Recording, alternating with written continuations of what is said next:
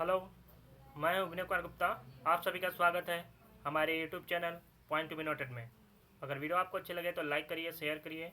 अगर आप चैनल पर नए हैं तो चैनल को सब्सक्राइब करें। वीडियो का अगला नोटिफिकेशन प्राप्त करने के लिए बेल आइकन को जरूर दबाएं और वीडियो को पूरा एंड तक देखें।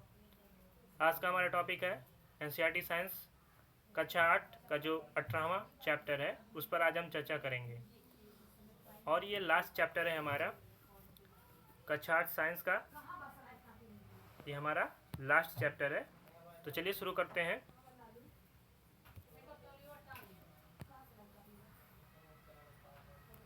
अठारहवां चैप्टर है मेरा वायु तथा जल प्रदूषण।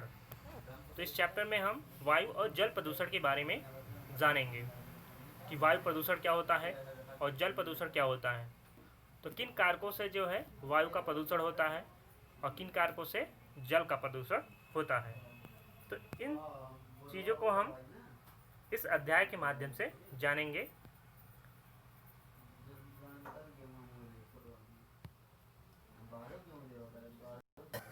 वैसे अब वैसा नहीं है जैसा पहले था। हमारे बड़े बूढ़े नीले आकाश और स्वच्छ जल एवं शुद्ध वायु के विषय में बातचीत करते हैं जो उनके समय में उपलब्ध थे, लेकिन आज के समय में ऐसा जलवायु उपलब्ध नहीं है। जनसंचार के साधन पर्यावरण की गुणवत्ता में निरंतर हो रही गिरावट के विषय में नियमित रूप से जानकारी देते रहते हैं। हम स्वयं अपने जीवन में वायु तथा जल की गुणवत्ता से हो रही गिरावट के दुष्प्रभाव का अनुभव करते हैं। उदाहरण के लिए श्वसन रोगों से पीड़ित व्यक्तियों की संख्या में क्या हो रहा है, निरंतर वृद्धि हो रही है। ये सब वायु प्रदूषण की वजह से हो रहा है। ऐसा हम उस समय की कल्पना मात्र से ही भयभीत हो जाते हैं जब हमें स्वच्छ वायु और जल उपलब्ध नहीं होंगे। आपने अपनी पिछली कक्षाओं में वायु तथा जल के महत्व के बारे में समझ लिया था और इस अध्याय में हम आसपास होने वाले हानिकारक परिवर्तनों तथा हमारे जीवन पर इनके प्रभाव के विषय में अध्ययन करेंगे। तो पहला है हमारा टॉपिक, हम कुछ समय तक भोजन के बिना तो जीवित रह सकते हैं, परंतु वायु के बिना हम कुछ क्षण भी जीवित नहीं रह सकते हैं। यह साधारण तथ्य हमें बताता है कि स्वच्छ वायु हमारे लिए कितनी महत्वपूर्ण है, क्योंकि श्वसन के लिए हमें ऑक्सीजन की आवश्यकता होती है और ऑक्सीजन में वायु में होता है। तो इसलिए वायु क्या होना चाहिए, स्वच्छ होना चाहिए। आप यह जानते हैं कि वायु जो होता है वो गैसों का मिश्रण होता है। अगर हम आयतन के अनुसार देखें तो इस मिश्रण में 78% क्या होता है, नाइट्रोजन होता है और 21% ऑक्सीजन होता है, जो सबको पता है। कार्बन डाइऑक्साइड, ऑर्गन, मीथेन, जलवाष्प भी वायु में अल्प मात्रा में उपस्थित होते हैं। अगर कार्बन डाइऑक्साइड की मात्रा की बात करें तो 0.03% होता है हमारा कार्बन डाइऑक्साइड और ऑर्गन होता है 0.93%। ये भी आप याद रखिए, 0.93% क्या होता है, आर्गन होता है। और अन्य जो होते हैं मीथेन, जलवाष्प, ये सब होते हैं। तो वायु का मिश्रण ये होता है। इसमें दिया है कि आप उपवन जो होते हैं, बगीचे होते हैं, वहाँ की जलवायु की तुलना, वहाँ पर जो वातावरण है, पर्यावरण है, वहाँ की वायु की गुणवत्ता की आप जांच करिए। और जो भीड़ वाली जगह कि जहाँ उपवन होते हैं वहाँ की वायु काफ़ी स्वच्छ होती है भीड़ भाड़ इलाकों की तुलना में। अगर आवासीय क्षेत्र है और औद्योगिक क्षेत्र है तो जो आवासीय क्षेत्र है वहाँ की वायु शुद्ध होगी, किसकी अपेक्षा, औद्योगिक क्षेत्र की अपेक्षा। तो इस तरह हम तुलना करके बता सकते हैं कि कहाँ की वायु जो है शुद्ध होगी, कहाँ की अशुद्ध होगी। अगर हम गांव और शहर की बात करें तो गांव में शहर की अपेक्षा वायु शुद्ध होती है, क्योंकि वहाँ पर बहुत सारे जो है औद्योगिक क्षेत्र नहीं होते हैं और शहर में औद्योगिक क्षेत्र काफ़ी होता है। तो उपयुक्त क्रियाकलाप में आपका एक प्रेक्षण यह भी हो सकता है कि वायुमंडल में धुएं की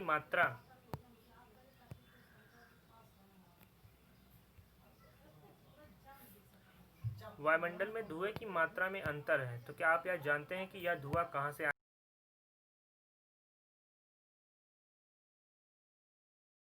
आया होगा?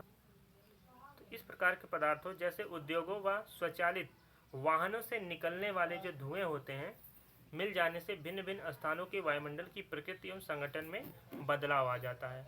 तो जो उद्योग हैं, स्वचालित वाहन हैं, उनसे जो धुएं निकलते हैं वो कई अलग अलग स्थानों पर मिल जाते हैं और वहाँ के वायुमंडल की जो प्रकृति होती है, संगठन होते हैं, उसमें बदलाव होते रहते हैं। जब वायु ऐसे अनचाहे पदार्थों के द्वारा संदूषित हो जाती है तो सजीव तथा निर्जीव दोनों के लिए हानिकारक है ये। इसे ही हम क्या कहते हैं? वायु प्रदूषण कहते हैं। तो वायु में जो अनचाहे पदार्थ मिल जाते हैं तो उन्हीं के द्वारा वायु का प्रदूषण होता है, जिससे क्या होता है? सजीव और निर्जीव को हानि पहुंचता है। इसे ही हम क्या कहते हैं? वायु प्रदूषण कहते हैं। अब वायु कैसे प्रदूषित होती है? जो पदार्थ वायु को संदूषित करते हैं उन्हें वायु प्रदूषक कहते हैं। तो वायु प्रदूषक क्या है? जो वायु को प्रदूषित करते हैं उन्हें हम क्या कहते हैं? वायु प्रदूषक कहते हैं। कभी कभी ये प्रदूषक प्राकृतिक स्रोतों जैसे ज्वालामुखी का फटना, वनों में लगने वाली आग से उठा धुआं और धूल द्वारा आ सकते हैं। तो इन्हीं वजह से वायु का प्रदूषण होता है। मानवीय क्रियाकलापों के द्वारा भी वायु में प्रदूषक मिलते रहते हैं। इन वायु प्रदूषकों का स्रोत जो है फैक्ट्री, विद्युत संयंत्र, स्वचालित वाहन, निर्वातक, जलावन लकड़ी तथा उपलों के जलने से निकलने वाला जो धुआं है उससे भी वायु प्रदूषण हो सकता है। तो आप देख रहे हैं फिगर में, ये चिमनी है, फैक्ट्री से निकलने वाला धुआं है, चिमनी से निकलने वाले धुएं, ये सभी क्या करते हैं? बहुत सी श्वसन समस्याएं जो है वायु प्रदूषण के कारण होती है। आइए हम जानने का प्रयास करें कि प्रदूषित वायु में कौन से पदार्थ या प्रदूषक उपस्थित होते हैं। अब आजकल वाहनों की संख्या भी तेजी से काफ़ी बढ़ती जा रही है, जिससे निकलने वाले धुओं से वायु प्रदूषण हो रहा है। वाहन अधिक मात्रा में क्या करते हैं? कार्बन मोनोऑक्साइड CO और कार्बन डाइऑक्साइड, क्या कहते हैं इसको? CO2 बोलते हैं, नाइट्रोजन ऑक्साइड धुआं उत्पन्न करते हैं। तो वाहन अधिक मात्रा में क्या क्या उत्पन्न करते हैं? Carbon monoxide, carbon dioxide, nitrogen oxide और धुआं उत्पन्न करते हैं। पेट्रोल तथा डीजल जैसे ईंधनों के अपूर्ण दहन, जब इनका अपूर्ण दहन होता है पेट्रोल डीजल का, तो उससे कार्बन मोनोऑक्साइड उत्पन्न होती है। यह एक विषैली गैस है।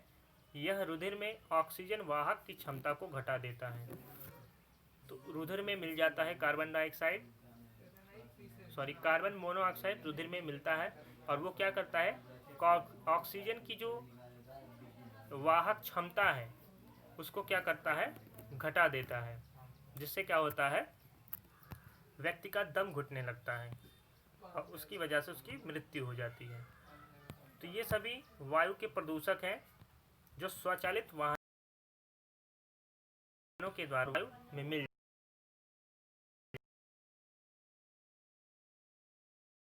जाते हैं। क्रिया जो है बाधित होती है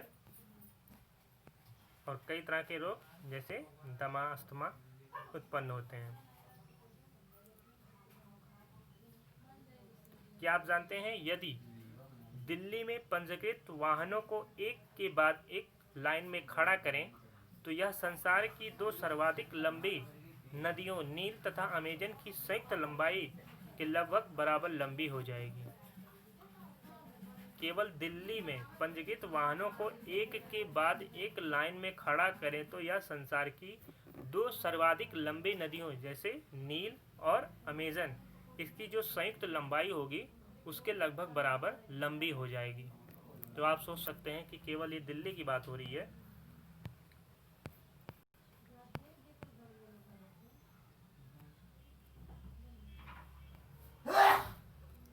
बूझों को विशेषता सर्दियों में वायुमंडल में दिखने वाली कोहरे जैसी मोटी परत याद है। यह क्या होता है? यह धूम कोहरा होता है जो धुएं और कोहरे से बनता है। धुएं में नाइट्रोजन के ऑक्साइड उपस्थित हो सकते हैं जो अन्य वायु प्रदूषकों तथा कोहरे के संयोग से धूम कोहरा बनाते हैं। इसके कारण क्या होता है? सांस लेने में कठिनाई वाले रोग जैसे दमा, खांसी, हड़हड़ाहट उत्पन्न हो जाते हैं। तो वायु के प्रदूषण होने से इस तरह की बीमारी होते हैं। बहुत से उद्योग भी वायु प्रदूषण के लिए उत्तरदायी हैं। पेट्रोलियम जो परिष्करण शालाएं होती हैं वो सल्फर डाइऑक्साइड तथा नाइट्रोजन डाइऑक्साइड जैसे गैसीय प्रदूषकों की प्रमुख स्रोत हैं। तो जो पेट्रोलियम रिफाइनरीज होती हैं उसमें सल्फर डाइऑक्साइड और नाइट्रोजन डाइऑक्साइड जैसे गैसीय प्रदूषक उत्पन्न होते हैं। वैद्युत संयंत्रों में कोयला जैसे ईंधन के दहन से क्या होता है, सल्फर डाइऑक्साइड उत्पन्न होते हैं। यह फेफड़ों को अस्थायी रूप से क्षतिग्रस्त करने के साथ साथ श्वसन समस्याएं भी उत्पन्न कर सकती हैं। आपने अध्याय 5 में जीवाश्मी ईंधन के जलाने के विषय में पढ़ा था। तो ये सब जो प्रदूषक हैं ये क्या करते हैं, वायु में मिल जाते हैं और वायु को प्रदूषित करते हैं। और जब हम सांस लेते हैं तो यही प्रदूषक क्या करते हैं, वायु के माध्यम से हमारी श्वास नली में पहुंच जाती हैं और उसे क्षतिग्रस्त करती हैं और हमें कई सारे रोग होते हैं, जैसे खांसी आने लगती है, दमा हो जाता है, अस्थमा होता है। ये सब वायु प्रदूषकों से ही होता है। अन्य प्रकार के प्रदूषक जैसे क्लोरोफ्लोरोकार्बन, इसको CFC बोला जाता है, इनका उपयोग रेफ्रिजरेटरों, एयर कंडीशनरों तथा एरोसॉल फुहार में होता है। CFCs के द्वारा वायुमंडल की ओजोन परत क्या होती है, क्षतिग्रस्त हो जाती है। याद कीजिए, तो ये सब क्वेश्चन पूछे जा चुके हैं कि ओजोन परत को सबसे ज़्यादा कौन क्षतिग्रस्त करता है, तो ये CFC होता है, क्लोरोफ्लोरोकार्बन होता है, ये ओजोन परत को क्षतिग्रस्त करता है। ओजोन परत सूर्य से आने वाली हानिकारक पराबैंगनी किरणों से हमें क्या करती है, बचाती है। तो क्या आपने ओजोन क्षेत्र के बारे में सुना है? हाँ, सुना है, बिल्कुल। सबसे पहले अंटार्कटिका के ऊपर जो ओजोन लेयर था उसमें छिद्र देखा गया था। अच्छा है कि CFCs के स्थान पर अब कम हानिकारक रसायनों का प्रयोग होने लगा है। इन गैसों के अतिरिक्त डीजल और पेट्रोल के दहन से चलने वाली स्वचालित वाहनों द्वारा अत्यंत छोटे कण भी उत्पन्न होते हैं जो अत्यधिक समय तक वायु में निलंबित रहते हैं। ये दृश्यता को क्या करते हैं, घटा देते हैं। अगर कोई व्यक्ति सांस ले रहा है तो सांस लेने पर ये शरीर के भीतर पहुंचकर बहुत सारे रोग उत्पन्न करते हैं। इस्पात निर्माण तथा खनन जैसे औद्योगिक, तो ये कण किससे कौन से औद्योगिक प्रक्रमों द्वारा उत्पन्न होते हैं, इस्पात निर्माण और खनन जैसे औद्योगिक प्रक्रमों के द्वारा भी उत्पन्न होते हैं। विद्युत संयंत्रों से निकलने वाली राख के अति सूक्ष्म कण भी वायुमंडल को क्या करते हैं, प्रदूषित करते हैं। तो ये जो है सब वायु प्रदूषक के रूप में होते हैं, जो वायु का क्या करते हैं, प्रदूषित करते हैं वायु को। एक कुछ विशिष्ट अध्ययन है ताजमहल के बारे में। पिछले दो दशकों से अधिक समय से पर्यटकों को सर्वाधिक आकर्षित करने वाला भारत के आगरा शहर में स्थित ताजमहल चिंता का विषय बना हुआ है।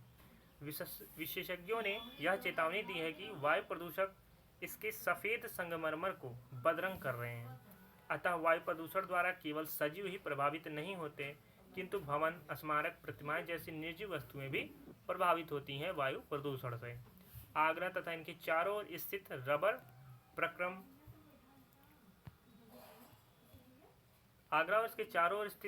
रबर प्रक्रमण, स्वचालित वाहन, रसायन और विशेषकर मथुरा तेल रिफाइनरी जो है, ये उद्योग सल्फर डाइऑक्साइड तथा नाइट्रोजन डाइऑक्साइड जैसे प्रदूषकों को उत्पन्न करने के लिए उत्तरदायी होते हैं। ये गैसें वायुमंडल में उपस्थित जलवाष्प से क्या करती हैं, अभिक्रिया करती हैं। कौन? सल्फर डाइऑक्साइड और नाइट्रोजन डाइऑक्साइड जब वायुमंडल में जाती हैं तो वहाँ उपस्थित जो जलवाष्प होती हैं उससे अभिक्रिया करके क्या बनाती हैं, सल्फ्यूरिक अम्ल या तथा नाइट्रिक अम्ल। जो सल्फर डाइऑक्साइड है वो जलवाष्प से क्रिया करके सल्फ्यूरिक अम्ल बनाएगा और नाइट्रोजन डाइऑक्साइड जो है जलवाष्प से क्रिया करके नाइट्रिक अम्ल बनाता है। ये वर्षा को अम्लीय बनाकर वर्षा के साथ क्या करती है, पृथ्वी पर बरस जाते हैं और इसे ही हम क्या कहते हैं, अम्ल वर्षा। तो आप समझ गए होंगे अम्ल वर्षा किसे कहते हैं। जैसे बहुत सारी जो उद्योग फैक्ट्रियाँ होती हैं जहाँ से ये सल्फर डाइऑक्साइड और नाइट्रोजन डाइऑक्साइड प्रदूषक के रूप में निकलते हैं, वो जब वायु में जाते हैं, वायुमंडल में, तो वहाँ पर जो जलवाष्प पहले से विद्यमान होते हैं उनसे वो अपक्रिया करते हैं और अपक्रिया करके क्या बनाते हैं, सल्फ्यूरिक अम्ल और नाइट्रिक अम्ल बनाते हैं। तो जब वर्षा होती है तो उसके साथ मिलकर ये पृथ्वी पर बरस जाते हैं, जिसे हम क्या कहते हैं, अम्ल वर्षा कहते हैं। अम्ल वर्षा के कारण स्मारक के संगमरमर का संक्षारण होता है, जैसे लोहे का संक्षारण होता है नमी में, उसी तरह संगमरमर का संक्षारण होता है, किससे, अम्ल वर्षा के कारण। इस परिघटना को क्या कहते हैं, संगमरमर कैंसर भी कहते हैं। तो इसको आप याद रखिए, इसको संगमरमर कैंसर कहते हैं, ये भी आपको याद रखना है। तो मथुरा तेल रिफाइनरी से उत्सर्जित काजल कण जैसे निलंबित कणों का संगमरमर को पीला करने में योगदान है। तो जो मथुरा तेल रिफाइनरी है उससे जो काजल के कण उत्सर्जित होते हैं, तो वो निलंबित कणों का संगमरमर को क्या करती हैं, पीला कर देती हैं, उसके रंग को पीला कर, उसमें पीलापन आ जाता है इनकी वजह से। ताजमहल को सुरक्षित रखने के लिए सर्वोच्च न्यायालय ने बहुत से उपाय किए हैं। माननीय न्यायालय द्वारा, आप देख रहे हैं यहाँ पर फिगर में, ये ताजमहल है, इसका रंग कुछ पीला आपको दिखाई दे रहा है। ये सब इसी वायुमंडलीय प्रदूषकों की वजह से होता है और अम्ल वर्षा की वजह से इसका चेंज होता जा रहा है। तो माननीय न्यायालय ने उद्योगों को सीएनजी, कॉम्पैक्ट नेचुरल गैस, संपीड़ित प्राकृतिक गैस तथा एलपीजी, लिक्विड पेट्रोलियम गैस या द्रवित पेट्रोलियम गैस जैसे ईंधन ये स्वच्छ होते हैं, तो इन्हीं स्वच्छ ईंधनों का उपयोग करने के आदेश दिए गए हैं न्यायालय द्वारा। इसके अतिरिक्त ताज के क्षेत्र में मोटर वाहनों को शीशा रहित पेट्रोल का उपयोग करने के आदेश दिए गए। तो पेट्रोल में लेड होता है, तो वहाँ पर न्यायालय द्वारा ये कहा गया है कि जो मोटर वाहन वहाँ पर चलते हैं उन्हें शीशा रहित पेट्रोल उपयोग करने की सलाह दी गई है, आदेश दिए गए हैं। अपने बड़े बूढ़ों से चर्चा करके देखिए कि क्या वे अब से 20 या 30 वर्ष पूर्व के ताज की अवस्था के बारे में क्या कहते हैं। तो आप पूछ सकते हैं, तो वो बताएंगे आपको।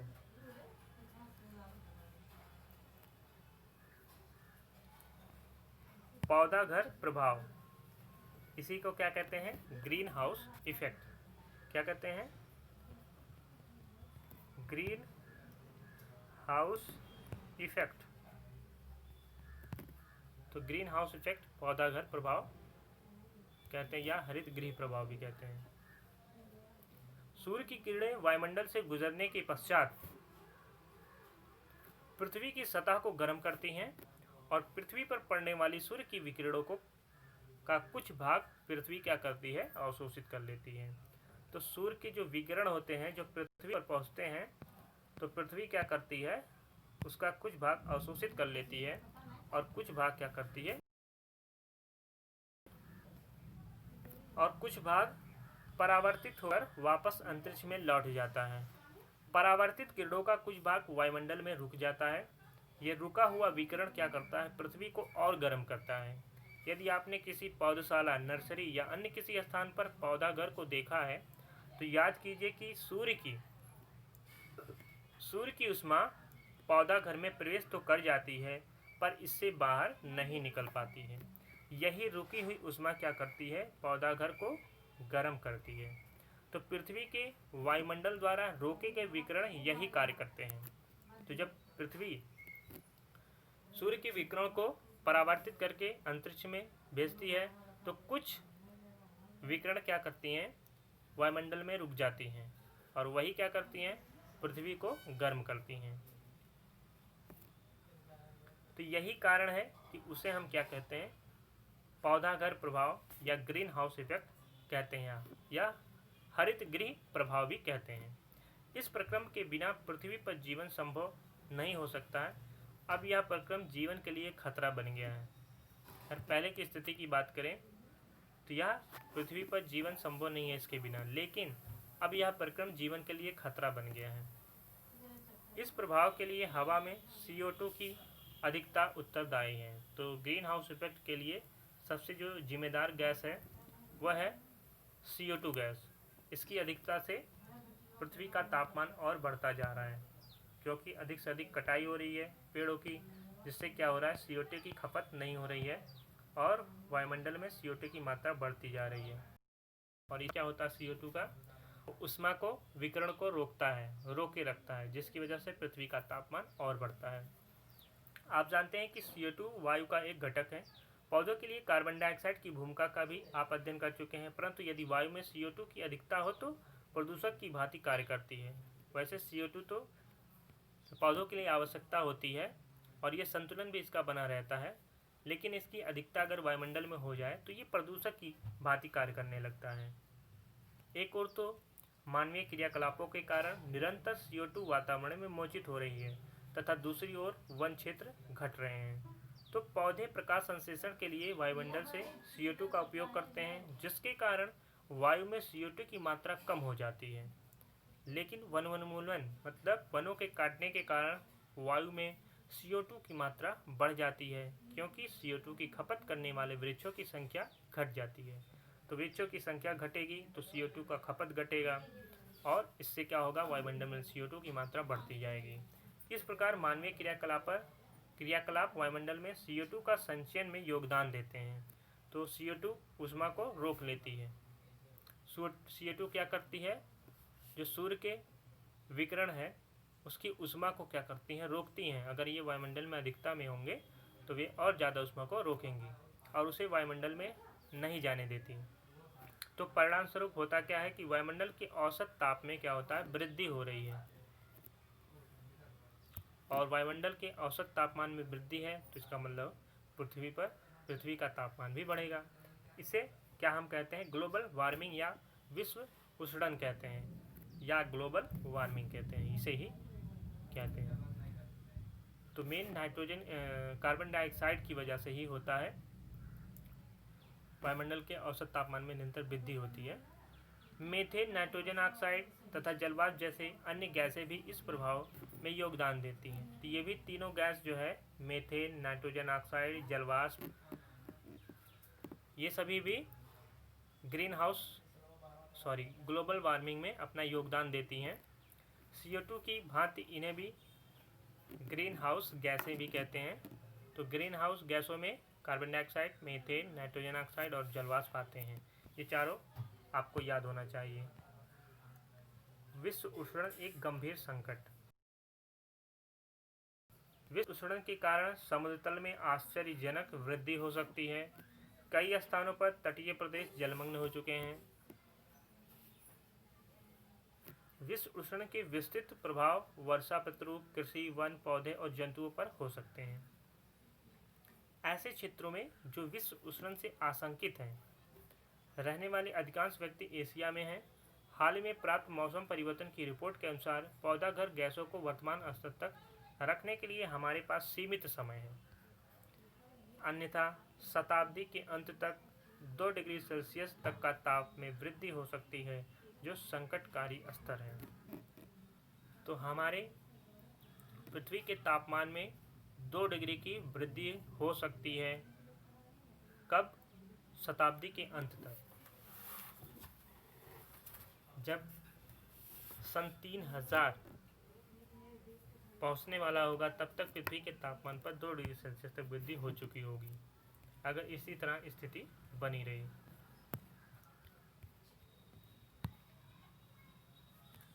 विश्व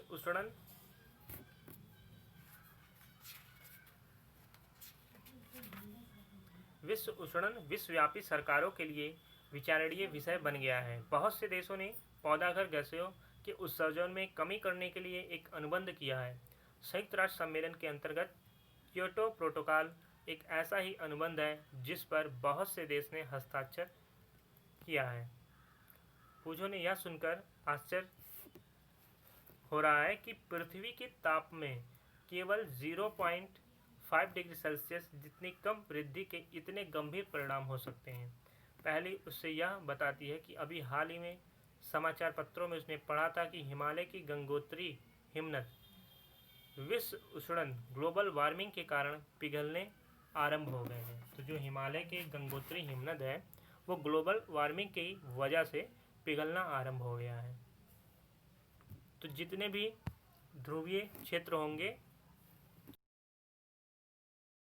ग्लोबल वार्मिंग बढ़ती जाएगी तो ध्रुवीय क्षेत्र में जो बर्फ़ जमे होते हैं वो धीरे धीरे पिघलना स्टार्ट हो जाएंगे और उसके जो निचले इलाके हैं वहाँ पर ये धीरे धीरे चले जाएंगे, जिससे क्या होगा, वहाँ का जो क्षेत्र है वो जलमग्न होता जाएगा। तो ये गंभीर समस्या हो सकती है आगे अगर ऐसे ही सब कुछ होता रहा। क्या किया जा सकता है? वायु प्रदूषण को कम करने के लिए हम क्या कर सकते हैं?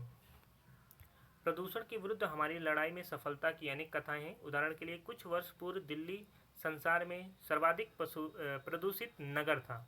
यहाँ पेट्रोल डीजल से चलने वाले मोटर वाहनों से निकलने वाले धुएं के कारण दम घोटू श्वासरोधी वातावरण था। वाहनों को शीशा रहित पेट्रोल, सीएनजी जैसे अन्य ईंधनों द्वारा चलाए जाने का निर्णय लिया गया। इन उपायों द्वारा शहर की वायु अपेक्षाकृत स्वच्छ हो गई है। आप भी कुछ ऐसे उदाहरण जानते होंगे जिसके आपके क्षेत्र में वायु प्रदूषण को कम किया गया है।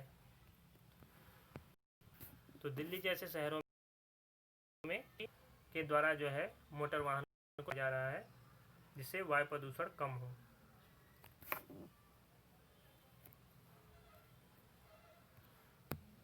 सरकार तथा अन्य एजेंसियों द्वारा विभिन्न स्थानों पर वायु की गुणवत्ता का नियमित मॉनिटर किया जाता है। इन आंकड़ों का उपयोग हम अपने मित्रों तथा पड़ोसियों में वायु प्रदूषण के प्रति जागरूकता उत्पन्न कर सकते हैं। हमें अपनी ऊर्जा की आवश्यकता की पूर्ति के लिए जीवाश्मी ईंधन के स्थान पर वैकल्पिक ईंधनों को अपनाना चाहिए।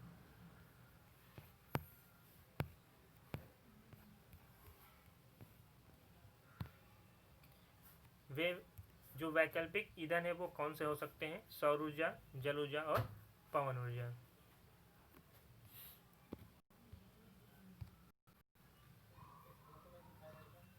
तो वैकल्पिक ईंधन के रूप में हम सौर ऊर्जा, जल ऊर्जा और पवन ऊर्जा को प्रयोग कर सकते हैं अगर हमें वायु प्रदूषण से बचना है तो। विद्यालय पहुंचने के लिए आपके पास विभिन्न विकल्प हैं, जैसे पैदल चलकर, साइकिल चलाकर, बस अथवा अन्य सार्वजनिक परिवहन द्वारा यात्रा करके, व्यक्तिगत कार द्वारा अथवा कार में साझेदारी करके। इन विकल्पों की वायु की गुणवत्ता पर प्रभाव के बारे में चर्चा करिए आप लोग। हमारे थोड़े से योगदान से पर्यावरण की अवस्था में विशाल अंतर उत्पन्न हो सकता है। हम पेड़ वृक्ष लगा सकते हैं, पड़ोस में लगे वृक्षों का पोषण कर सकते हैं। क्या आप वन महोत्सव के विषय में जानते हैं?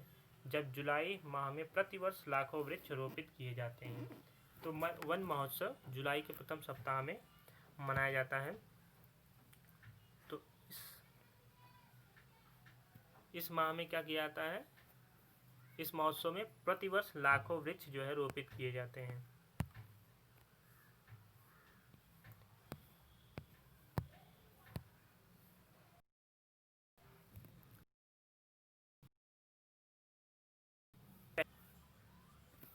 एक ऐसे स्थान से गुजरे जहां कुछ लोग सूखी पत्तियां जला रहे थे। उन्हें खांसी आने लगी क्योंकि समस्त क्षेत्र धुएं से भरा था। मैंने सोचा कि जलाने से अच्छा विकल्प तो इन्हें कंपोस्ट पिस्ट में डालना हो सकता है और कंपोस्ट खाद में इसको उपयोग कर सकते हैं। कंपोस्ट खाद बनाने में तो हमें जलाना चाहिए सूखी पत्तियों को। तो ये हमें उपाय हैं जो वायु प्रदूषण से हम बच सकते हैं। अब हम आते हैं अगले टॉपिक पर, वो है हमारा जल प्रदूषण। कक्षा 7 में आपने सीखा था कि जल एक बहुमूल्य संसाधन है। सोचिए उन क्रियाकलापों की सूची बनाई है जिनके लिए हमें जल की आवश्यकता होती है। हमने देखा कि जनसंख्या वृद्धि, उद्योग और कृषि में उपयोग के कारण जल दुर्लभ होता जा रहा है। आपने यह भी देखा होगा कि कपड़े धोने, नहाने आदि के बाद हमारे द्वारा उपयोग किया गया जल कितना गंदा हो जाता है। इसका यह अर्थ है कि जल में हम कुछ ऐसे पदार्थ मिला देते हैं जो उसकी गुणवत्ता को कम करके उसके रंग को और गंध को क्या करते हैं, बदल देते हैं। तो जब भी वाहित मल, विषैले रसायन, गाद आदि जैसे हानिकारक पदार्थ जल में मिल जाते हैं तो जल क्या हो जाता है, प्रदूषित हो जाता है। तो जल को प्रदूषित करने वाले पदार्थों को क्या कहते हैं, जल प्रदूषक कहते हैं।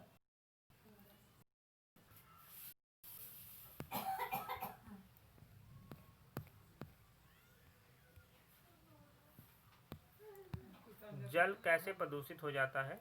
विशिष्ट अध्ययन। गंगा भारत की प्रसिद्ध नदियों में से एक है। यह अधिकांश उत्तरी, केंद्रीय तथा पूर्वी जनसंख्या तथा पूर्वी भारतीय जनसंख्या का क्या करती है? पोषण करती है। क्या फिगर में दिखाया गया? यह है हमारा हिमालय। हिमालय के गंगोत्री गोमुख से गंगा निकली हुई है और ऐसे होता हुआ उत्तर प्रदेश, बिहार, पश्चिम बंगाल से होता हुआ फिर बांग्लादेश, फिर बंगाल की खाड़ी में गिर जाता है। फिर आप देखेंगे इसकी बहुत सारी सहायक नदियां भी हैं। जब पर्यावरण का लेक्चर लिए थे तो उसमें हम चर्चा किए थे इन सब चीज़ों के बारे में। तो ये गंगा नदी ही क्या है?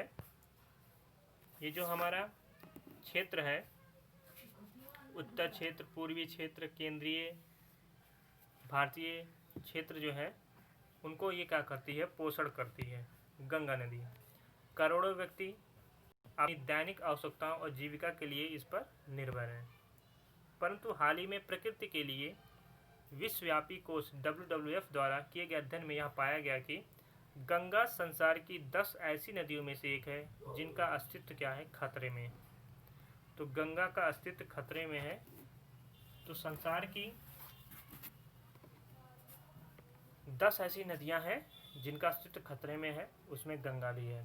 इसके प्रदूषण स्तर में कई वर्षों से निरंतर वृद्धि हो रही है। इतने प्रदूषण स्तर तक पहुंचने के कारण यह है कि जिन शहरों एवं बस्तियों से होकर यह नदी प्रवाहित हो रही है, वहां के निवासी अत्यधिक मात्रा में कूड़ा करकट और अनुपचारित वाहित मल, मृत जीव तथा अन्य बहुत से हानिकारक पदार्थ सीधे ही इस नदी में फेंक रहे हैं। तो वास्तव में कई स्थानों पर प्रदूषण स्तर इतना अधिक है कि इसके जल में जल जीव जीवित नहीं रह पाते। वहाँ यह नदी निर्जीव हो गई है। तो जल के प्रदूषित होने से क्या होता है कि उसमें रहने वाले जो उनके लिए संकट पैदा हो गई है, वो भी जीवित नहीं रह पाते जल प्रदूषण की वजह से। 1985 में इस नदी को बचाने के लिए एक महत्वाकांक्षी परियोजना आरंभ की गई जिसे गंगा कार्य परियोजना कहते हैं। तो गंगा कार्य परियोजना कब शुरू हुआ था? 1985 ईस्वी में। परंतु बढ़ती जनसंख्या और औद्योगिकरण ने पहले से ही इस महाशक्ति नदी को काफ़ी हानि पहुंचा दी है। भारत सरकार ने 2016 में एक नए प्रस्ताव का शुभारंभ किया जिसे स्वच्छ गंगा भारत मिशन के नाम से जाना जाता है और इस मिशन के अंतर्गत कार्य प्रगति पर है। तो स्वच्छ गंगा भारत मिशन 2016 में आया था, शुभारंभ किया गया था। इस मिशन के तहत गंगा को स्वच्छ करने का कार्य अभी भी प्रगति पर है। स्थिति को भलीभांति समझने के लिए एक विशिष्ट उदाहरण लेते हैं। उत्तर प्रदेश के कानपुर शहर में इस नदी का सर्वाधिक प्रदूषित फैलाव है। तो कानपुर शहर में इस गंगा नदी का सर्वाधिक प्रदूषित फैलाव है। कानपुर उत्तर प्रदेश के अत्यधिक जनसंख्या वाले शहरों में से एक है। कानपुर क्या है? अत्यधिक जनसंख्या वाले शहरों में से है एक कानपुर। इस लोग स्नान करते, कपड़े धोते और मलमूत्र त्यागते देखा जा सकता है। वे इस नदी में कूड़ा करकट, फूल, पूजा सामग्री और जैव अनिम्नीकरणीय पॉलीथीन की थैलियां भी फेंकते हैं। तो इन्हीं वजह से जल प्रदूषण होता है। तो कानपुर में नदी में जल की मात्रा अपेक्षाकृत कम है तथा नदी का प्रवाह भी अति धीमा है। इसके साथ ही कानपुर में 5000 से अधिक औद्योगिक इकाइयां हैं। इनमें उर्वरक, अपमार्जक, चर्म और पेंट की फैक्ट्रियां सम्मिलित हैं। ये औद्योगिक इकाइयां क्या करती हैं? जो विषाक्त रासायनिक अपशिष्ट होते हैं वो नदी में विसर्जित कर दिए जाते हैं, नदी में डायरेक्टली फेंक दिए जाते हैं, जिससे क्या होता है? जल का प्रदूषण होता है। तो नदी के जल के प्रदूषण के लिए उत्तरदायी कारक हैं यही जो फैक्ट्रियों से निकलने वाले अपशिष्ट पदार्थ होते हैं वो डायरेक्टली इसमें फेंक दिए जाते हैं। पशुओं को नहलाना, मलमूत्र त्यागना, तो ये सभी क्या है? जल को प्रदूषित करते हैं। जो कूड़ा करकट निकलते हैं वो डायरेक्टली फेंक दिए जाते हैं नदियों में।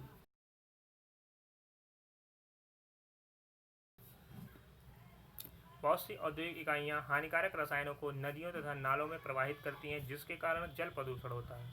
इसके उदाहरण तेल परिष्करण शालाएं मतलब रिफाइनरीज जो होती हैं, तेल रिफाइनरीज, कागज़ फैक्ट्रियां, वस्त्र और चीनी मिलें एवं रासायनिक फैक्ट्रियां हैं। ये सभी हानिकारक रसायनों को नदियों में फेंक देती हैं। ये उद्योग जल का रासायनिक संदूषण करते हैं। इन विसर्जित रसायनों में क्या होते हैं? आर्सेनिक होता है, लेड होता है, फ्लोराइड होते हैं, जिससे पौधे और पशुओं को क्या होता है? नुकसान होता है।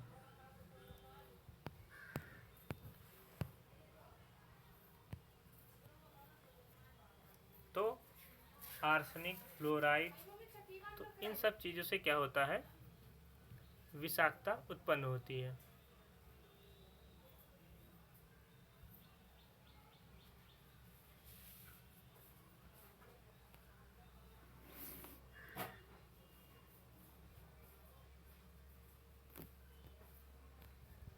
इसे रोकने के लिए सरकार ने अधिनियम बनाए हैं। इसके अनुसार उद्योगों को अपने यहाँ उत्पन्न अपशिष्टों को जल में प्रवाहित करने से पूर्व उपचारित करना चाहिए, परंतु प्रायः इन नियमों का पालन नहीं किया जाता है। अशुद्ध जल से मृदा भी प्रभावित होती है, जिसके कारण उसकी अम्लीयता तथा कृमियों की वृद्धि में परिवर्तन हो जाता है। तो अगर जल प्रदूषण होगा तो उससे क्या होगा? मृदा प्रदूषण भी हो सकता है, जिससे फसल की पैदावार में परिवर्तन हो सकता है, घट बढ़ सकता है, मृदा अम्लीय हो सकती है और उसमें जो कृमि होते हैं उसकी संख्या में परिवर्तन हो सकता है। अध्याय 1 में यह देखा गया कि फसलों की सुरक्षा के लिए पीड़क आपृतनाशी कितने महत्वपूर्ण हैं। ये सभी रसायन जल में घुलकर खेतों से जलाशयों, नदी नालों आदि में पहुंच जाते हैं। ये क्या करते हैं? भूमि में रिस कर भौम जल को प्रदूषित करते हैं। तो इसलिए जो है रसायनों का उपयोग नहीं करना चाहिए कि भूमिगत जल को क्या करते हैं? प्रदूषित करते हैं। कैसे करते हैं? ये रिस कर भूमिगत जल के रूप में नीचे चले जाते हैं और उसमें मिलकर उससे प्रदूषित करते हैं। क्या आपने ऐसे तालाबों को देखा है जो दूर से देखने पर हरे प्रतीत होते हैं?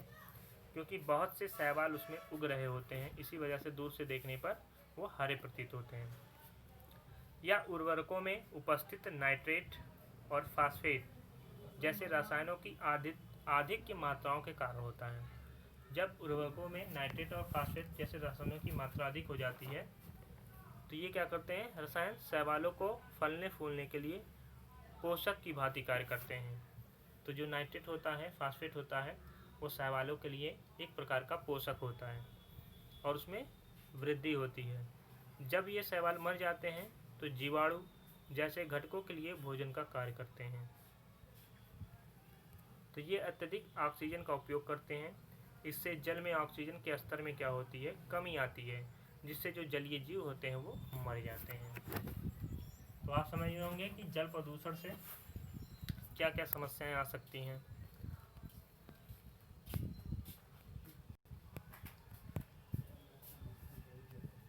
कभी कभी अनुपचारित जो वाहित मल होते हैं सीधे ही नदियों में प्रवाहित कर दिया जाता है।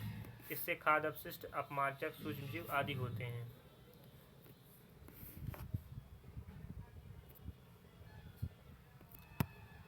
वाहित मल द्वारा संदूषित जल में जीवाणु, वायरस, कवक तथा परजीवी हो सकते हैं, जिनसे क्या होता है?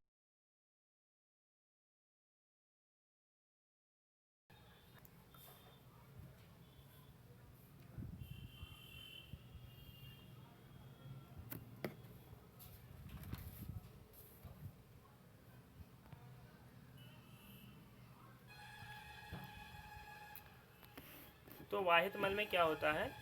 जीवाणु, वायरस, कवक तथा परजीवी होते हैं। इनसे क्या होता है? हैजा, मियादी बुखार और पीलिया जैसे रोग फैलते हैं। स्तनधारियों के मल में उपस्थित जीवाणु जल की गुणवत्ता के सूचक हैं। यदि जल में ऐसे जीवाणु हैं तो इसका यह अर्थ है कि वह जल मलयुक्त पदार्थ द्वारा संदूषित है। यदि इस प्रकार के जल का हम उपयोग करते हैं तो हमें विभिन्न संक्रमण हो सकते हैं। तो हमें प्रदूषित जल पीने से बचना चाहिए। जल को स्वच्छ करके ही हमें पीना चाहिए, मतलब जल को शुद्ध करना चाहिए, फिर हमें उसे पीना चाहिए। क्या आप जानते हैं गर्म जल भी एक प्रदूषक हो सकता है? यह जल प्रायः विद्युत संयंत्रों तथा उद्योगों से आता है। इसे नदियों में बहाया जाता है। यह जलाशयों के ताप में वृद्धि कर देता है, जिससे उसमें रहने वाले पेड़ पौधे, जीव जंतुओं पर प्रतिकूल प्रभाव पड़ता है। तो गर्म जल को कभी भी नदियों में डायरेक्टली नहीं बहाना चाहिए। इससे क्या होता है, जलाशयों के ताप में वृद्धि होती है और उसमें जो रहने वाले पेड़ पौधे हैं, जीव जंतु हैं, उन पर बहुत ही प्रतिकूल प्रभाव पड़ता है। पेयजल क्या है और इसे कैसे शुद्ध किया जाता है?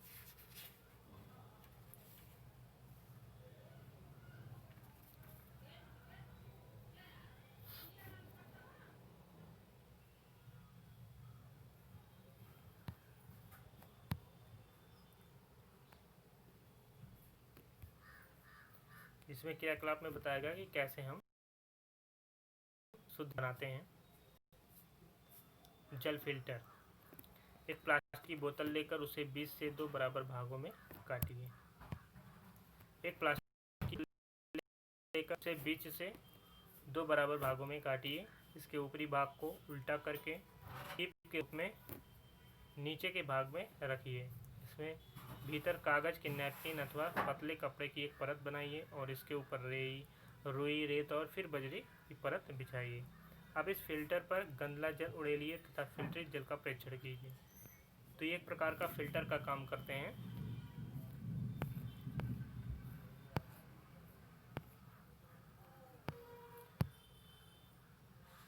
वो जो बहुत परेशान है, वह पहले से कहता है कि उसने जो जल पिया था वह देखने में स्वच्छ था तथा उसमें कोई गंध भी नहीं थी, परंतु फिर भी वह बीमार हो गया। पहली स्पष्ट करती है कि देखने में जो जल स्वच्छ प्रतीत होता है उसमें वाहक अपद्रव्य हो सकते हैं, अतः पीने पहले जल को शुद्ध करना आवश्यक है। उदाहरण के लिए हम जल को उबालकर शुद्ध कर सकते हैं।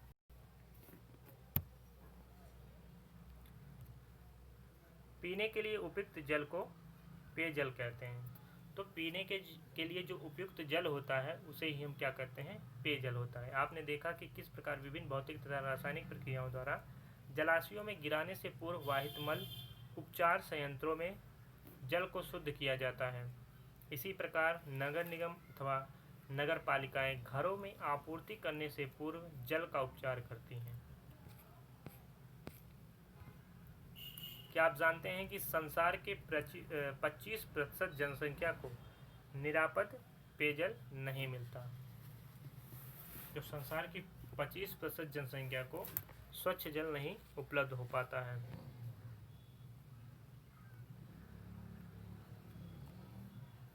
अब कैसे जो है निरापद जल को बनाया जा सकता है, देखते हैं।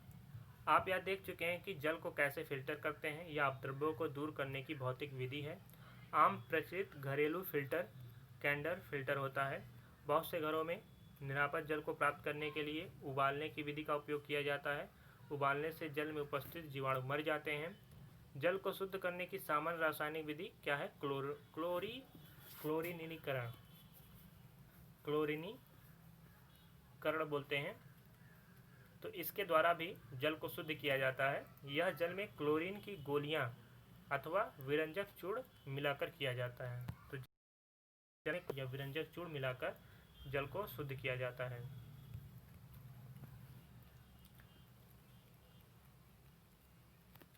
हमें सावधान रहना चाहिए। क्लोरीन की गोलियों को निर्दिष्ट मात्रा से अधिक नहीं डालना चाहिए।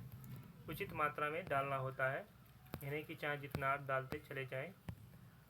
औद्योगिक इकाई के लिए बनाए गए नियमों को सख्ती से लागू किया जाना चाहिए ताकि प्रदूषित जल को सीधे ही नदियों और झीलों में नहीं बहाया जा सके। सभी औद्योगिक क्षेत्रों में जल उपचार संयंत्र स्थापित किए जाने चाहिए।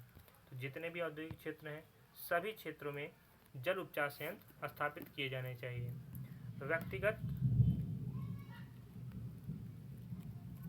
व्यक्तिगत स्तर पर हमें निष्ठापूर्वक जल की बचत करनी चाहिए, उसे बेकार नहीं करना चाहिए।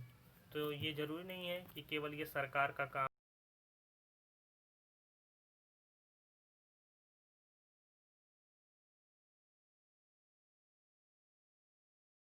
है।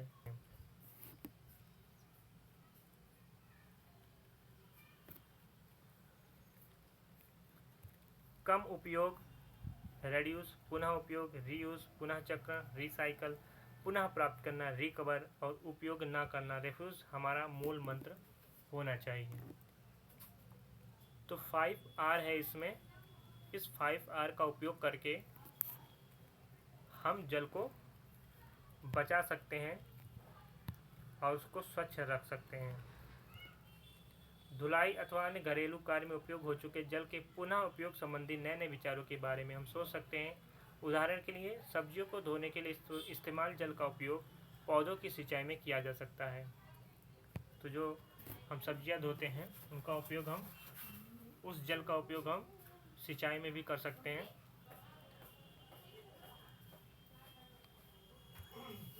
प्रदूषण अब कोई दूरस्थ घटना नहीं रह गई है या हमारे दैनिक जीवन को प्रभावित कर रहा है। जब तक हम सभी अपने दायित्व की अनुभूति नहीं करते तथा पर्यावरण हितैषी कार्यक्रमों का उपयोग आरंभ नहीं करते, हमारी पृथ्वी की जो उत्तरजीविता है वो संकट में है।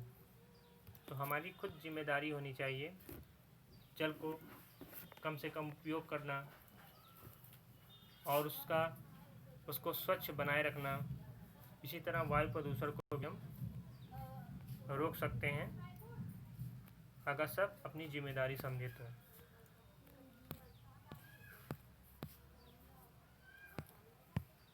क्या आप जानते हैं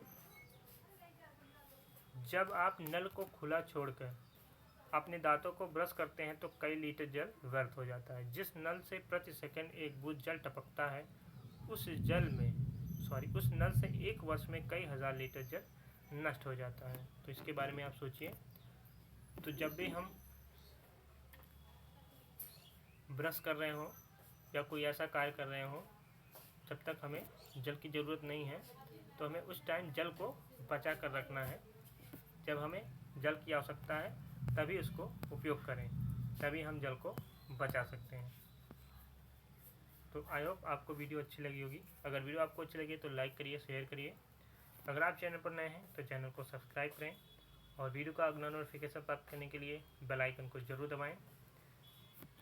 मिलते हैं अगले वीडियो में, तब तक के लिए धन्यवाद।